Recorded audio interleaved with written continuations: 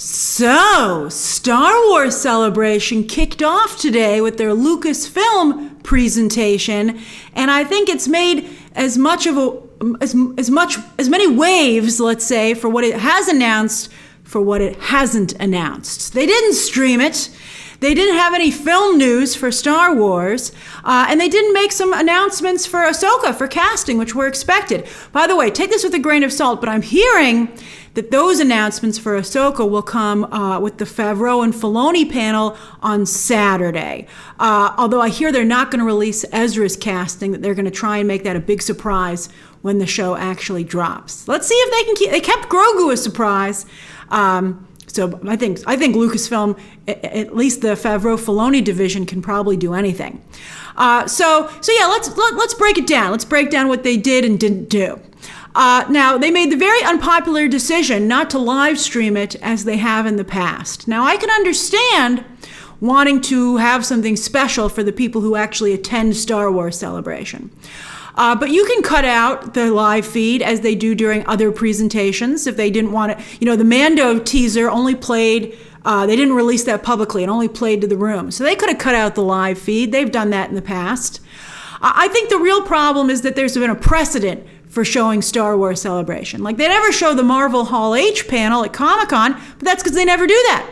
But for years, every year, Star Wars Celebration has live streamed its panels, including the big Lucasfilm presentation. I remember a few years ago seeing Ben Mendelsohn in character, in costume, enter the stage, which was very cool. And I think that if there's anything Star Wars can't afford to do right now, it's further upset their fans. So I'm surprised they would make that decision.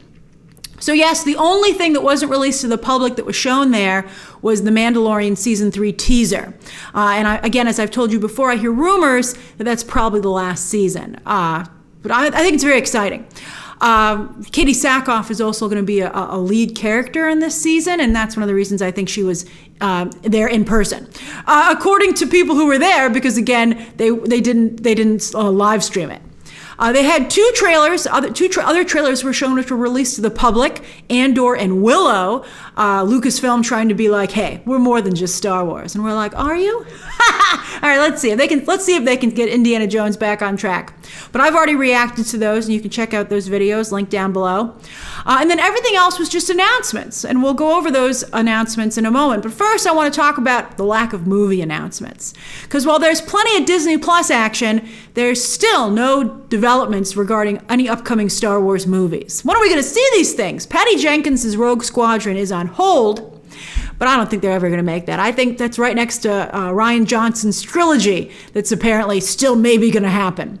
There was no update on Taika Waititi's movie or Kevin Feige's movie, which Michael Waldron is scripting, although you would think maybe they might hesitate there a little bit after some of you loved Multiverse of Madness, but I think a lot of people did not care for the script in particular. So I think that might give Kevin Feige a little pause about going with Waldron for his Star Wars script. Because, you want to be as risk-averse as possible when you're doing Star Wars content. Although that does highlight right there how much Star Wars is relying on Marvel, from copying their strategy about movies and Disney Plus, their world-building strategy. The only thing that Star Wars does dramatically different is tell these things very much out of time, along the Star Wars timeline, although Marvel's starting to do that more and more as well with characters, time hopping. The stories taking place at different times. But anyway, so, no developments on any of those projects, which begs the question, when are we going to see a Star Wars movie again? They mentioned Indiana Jones for June 2023, a date that had already been set. And then they said Mando, February 2023, not coming out at the end of the year, but it'll be a February release, so February, March. Again, it's Katie Sackhoff being a very big part along with Mando and Grogu, which makes sense because they got the Darksaber, they got to settle that. And then Ahsoka, also in 2023. So those are the two Star Wars series for 2023, Mando and Ahsoka. And again, as I told you, expect some casting announcements. They got to save something for the Favreau and Filoni panel, and we'll see if they keep Ezra a secret. So that means no movies until at least 2024, and probably not even that. Rogue Squadron still has that December 2024 date. Remember, Disney has decided they're going to try and own the Christmas movie release, going back and forth between a Star Wars movie or an Avatar movie. Star Wars, Avatar. Star Wars, Avatar. And they got a ton of Avatar movies to go. That's definitely starting. James Cameron's finally gotten those off the ground. But what are they going to do about the Star Wars? I think look for something else to take the Rogue Squadron date of December 22nd, 2023.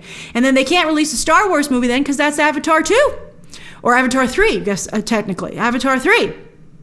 So it probably means you won't see a Star Wars movie until 2025. And that's supposed to be Taika Waititi's movie. And, I don't think he's even really started in earnest on that because right now, of course, he's making Thor, which looks very good. So I guess Star Wars is happy to wait until he can focus his full attention on them. He was wonderful. He, of course, contributed to Mando and did a great job. So I would be willing to wait as well. I think everybody would be willing to wait. I think the Star Wars Disney trilogy, with the exception of Rogue One, was pretty weak. It was basically a copy of the original trilogy, which Bob Iger admitted was the plan, which was a stupid plan. So whatever it takes, I think Disney Plus is going so well. I have a lot of faith, and I think there's so much content coming out from Disney now. I think they can take their time to get it right. And Star Wars cannot afford to mess up their movies again. Back to Rogue One, Andor starts. We have a release date that was supposed to maybe come out in December, but now, surprise, it's coming out late August 31st. It takes place 5 years before Rogue One. I loved that trailer, as you can see from my reaction. Again, link down below. 12 episodes. 12 episodes. I hear they're about 40 minutes each. They're going to premiere it with 2, but 12 episodes? That's amazing. I'm very excited about that. That's like Netflix. That's like a Netflix level amount of content, and I'm excited about that. Will they do 2 every week? Are they really going to have Andor run for 2 months? I'd be surprised about that. I would love it if there was an Andor movie every week. But that really sucks for She-Hulk, which comes out just 2 weeks before, also on Wednesdays. And this is the second female-centric Marvel Disney Plus show they've done this to. Obi-Wan with Ms. Marvel, and She-Hulk now with Andor. And it makes me feel like Disney doesn't believe that core guy fandom, that the whole reason they purchased Marvel and Star Wars was to appeal to more men because they felt they were skewing younger and female with the Disney brand and animation. I find that a little frustrating. I really want people to watch Ms. Marvel and She-Hulk, and so to give them such enticing alternatives is a little frustrating to me. So we'll see how it goes. Then they also had some clarification on this Jon Watts show. It's good enough for him to leave Fantastic Four over. I think that's nuts. So anyway, basically, I wouldn't have left Fantastic Four. That's iconic right there. And he's still doing kids stuff. This is, they're trying to recreate his Spider-Man. Sony wants Jon Watts to continue making Spider-Man movies. And if he wants to work on Spider-Man for the rest of his life, I'd be okay with that because he did a great job on No Way Home. So anyway, he wants to do like a child-centric show called Skeleton Crew, which is basically Stranger Things for Star Wars. But they're saying it follows the Amblin Steven Spielberg 80s model, which is what Stranger Things does. So think Stranger Things, but for Star Wars. They want a show that more children can watch. I hear a lot of kids are watching this other stuff with their parents, so I don't know what they're talking about. But anyway, they're going to have actors on there a lot between the ages of 11 and 12, which is what the casting call has been for. And Jude Law! This takes place, speaking of Mando, right after Return of the Jedi, so it's in that same space. So that means Mando and Ahsoka and other goodies can show up and have guest spots, which was very effective for Boba Fett. So Jude Law is going to be the adult, and Jude Law is getting a lot of work these days. He is Dumbledore, of course, I think fabulously so, but I don't know how much longer he's going to be Dumbledore since the last movie tanked. Let's see how it does on HBO Max this Monday. You can watch it on HBO Max at no extra cost starting Monday. He's also, of course, he's also building a relationship with Disney. He was the villain in Captain Marvel. That was like a thankless role. He wasn't used very well there. But he's, of course, Captain Hook in the upcoming Disney Plus Peter Pan movie. So Disney's like, what else can we do with this guy? I know, we can stick him on Skeleton Crew. And so I'm curious to see how that works out. He's like the Hopper. He's the Hopper of Skeleton Crew. And so let's see what they got.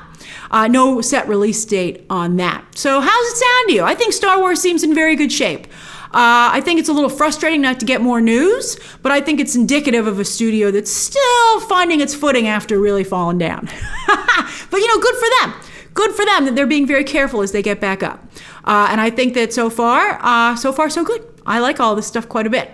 So what do you think? What do you think of the Lucasfilm presentation? What do you think of what they announced? What do you think of what they didn't announce? And what do you think of their decision not to stream it? Share those thoughts down below. Subscribe today. And of course, as always, you can check out some more videos right now.